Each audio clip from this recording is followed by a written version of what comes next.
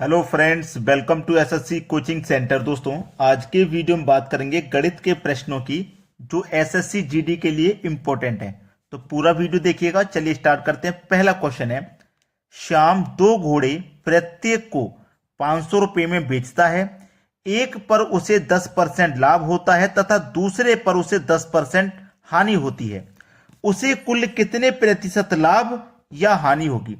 देखिए, ऐसा सवाल कभी भी रहे, आपको ट्रिक से बता रहा हूं और आपको जो करने का तरीका है वो भी बता रहा हूं।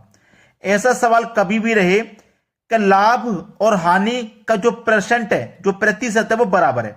यानी कि 10 का लाभ 10 की हानि, 5 का लाभ 5 की हानि, या 20 का लाभ 20 की हानि, लाभ और हानि का रेट बराबर है आपका।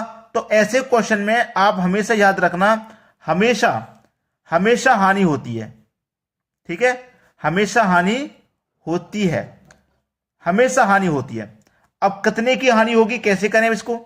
भाई देखो, कितने की हानि है, कितने का लाभ है? 10 का। कितने की हानि है? 10 की हानि है।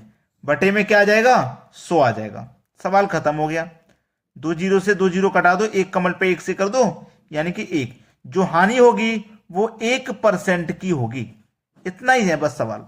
यानी कि सी ऑप्शन बिल्कुल सही जवाब है। जिन बच्चों का हमारा वीडियो का टाइम नहीं पता, मैं उनके लिए बता देता हूं कि सुबह के 11 बजे हमारा वीडियो आएगा, दोपहर के 3 बजे हमारा वीडियो आएगा, रात को 8 बजे। यानी कि एक दिन में 3 वीडियो हम अपलोड कर रहे हैं, जिससे कि आपके एग्जाम की तैयारी अच्छे से हो पाए। ठीक है, सुबह के 11 बजे, दोपहर के 3 बजे और रात को 8 बजे। एक दिन में आपको 3 वीडियो देखने को मिलेंगे, जिससे कि आप बहुत ही जल्दी कम समय में एग्जाम की तैयारी कर पाएंगे। चलिए अब देखेंगे अगला क्वेश्चन।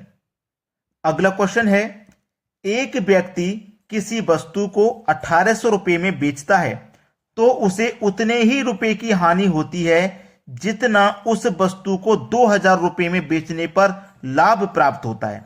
वस्तु का क्रय मूल्य क्या होगा? अब यहां पे आपके पास दो दो वैल्यू दे रखी हैं।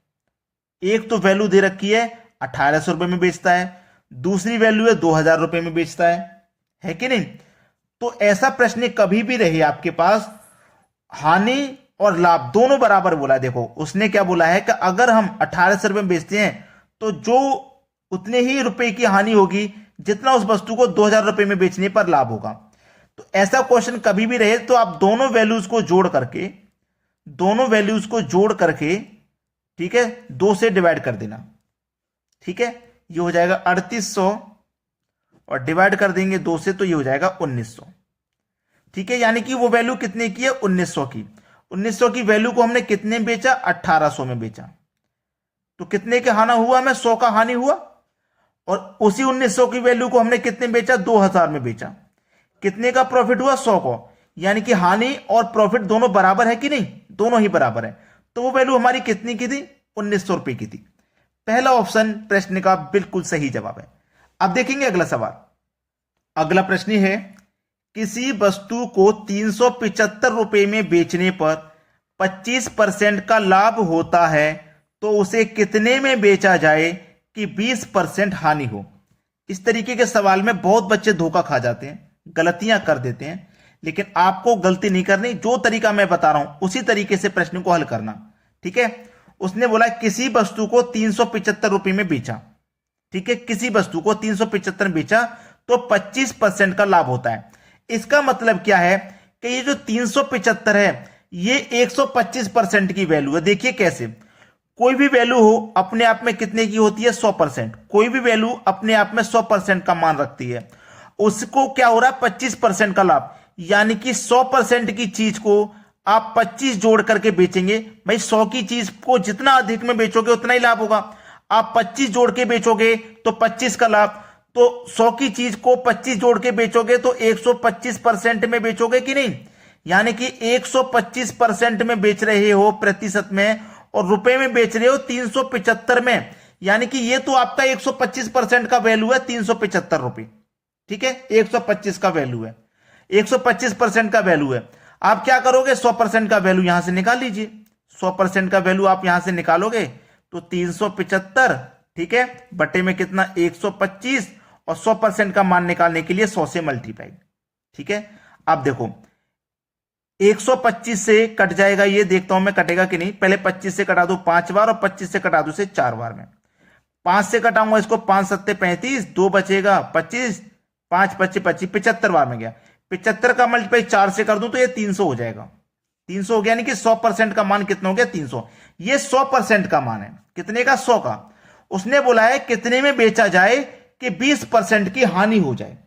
कितने में बेचा जाए कि 20% की हानि, यानी कि ये हमारा 100% का मान है 300 रुपया। 100% का हमें 20 की हानि चाहिए, मतलब 80% का मान चाहिए। 80 का ही तो मान चाहिए, तो 80 का मान निकाल लो, यानी कि 300 और 100 से क्या कर देंगे? डिवाइड। 80% का मान निकालने के लिए 80 से मल्टीप्लाई कर देंगे, तो 100 से 300 3 बार में कट जाएगा। वो 80 का मान निकालना, सॉरी, यहां पे 80 से मल्टीप्लाई करेंगे, 100 से नहीं। 80% का मान निकालने के लिए 80 से मल्टीप्लाई करेंगे, तो 100 से 300 3 बार में कट गया, और 80 का मल्टीप्लाई 3 से कर दो, 8 त्रिक का 24 और 1 0, 240। ठीक है, कितने में बेचेंगे? 240 में बेचेंगे। पहला ऑप्शन सही जवाब। समझ में आ गया? पहले तो हमने 100% का मान निकाल लिया जो कि 300 है, अब निकालना 80% का। तो 300 में क्या करेंगे? 100 से डिवाइड कर देंगे, 80% का मान निकालने के लिए 80 से मल्टीप्लाई कर देंगे, आपका आंसर आ जाएगा। अब देखते हैं अगला सवाल।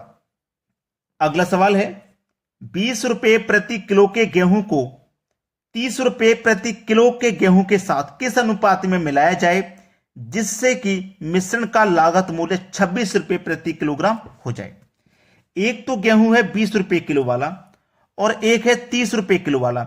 अगर हम दोनों को मिलाकर के बेचते हैं तो 26 रुपए प्रति किलो में बेच रहे हैं। ठीक है, इसमें लग जाएगा एलिगेशन मेथड। एलिगेशन मेथड होता है क्रॉस अंतर। 30 का और 26 का अंतर 4, 20 का 26 का अंतर 6। ठीक है, कटाओगे 2 दूने का 4, 2 त्रिक का 6, यानी कि 2:3 निकल के आ गया। कितना? 2:3 निकल के आ गया। पूछा क्या था आपसे? किस अनुपात में मिलाया जाए, यानी कि 2 अनुपात के 3 अनुपात में मिलाएंगे। ये आपके सवाल का सही जवाब है। सभी को समझ में हो गया? अब देखेंगे अगला क्वेश्चन। अगला प्रश्न है एक दुकानदार 20 रुपए प्रति किलो के गेहूं को 28 रुपए प्रति किलो के गेहूं के साथ किस अनुपात में मिलाए जिससे मिश्रण का विक्रय मूल्य 30 रुपए प्रति किलो हो जाए। वह 20% लाभ पर बेचता है। वह क्या करता है? 20% लाभ पर बेचता है।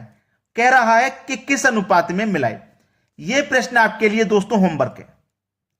ठीक है, यह प्रश्न आपके लिए होमवर्क रहेगा। आप मुझे इसका आंसर करके बताइए क्या आ रहा है। अगर आप नहीं करके बता पा रहे हो, आपसे नहीं सॉल्यूशन हो रहा, तो आप फिर कमेंट में हमें बताना कि आप सर करा दीजिए, हमसे नहीं हो पाया। ठीक है, अगर आप मुझे कमेंट में बता दोगे तो फिर नेक्स्ट वीडियो में अगले ही दिन जैसे मैं दूसरे वीडियो बनाऊंगा तो आपके कमेंट पढ़ने के बाद इसका सॉल्यूशन मैं करा दूंगा। ये इतनी जगह जो मैं छोड़ रहा हूं इसी के सॉल्यूशन के लिए छोड़ रहा हूं। ठीक है, तो कमेंट करके बता दीजिएगा अगर नहीं हो पाए। अगर हो जाए तो फिर आंसर को सेंड कर देना। जो भी आपका आंसर आता है उसको आप सेंड कर देना कमेंट बॉक्स में। ठीक है दोस्तों, धन्यवाद।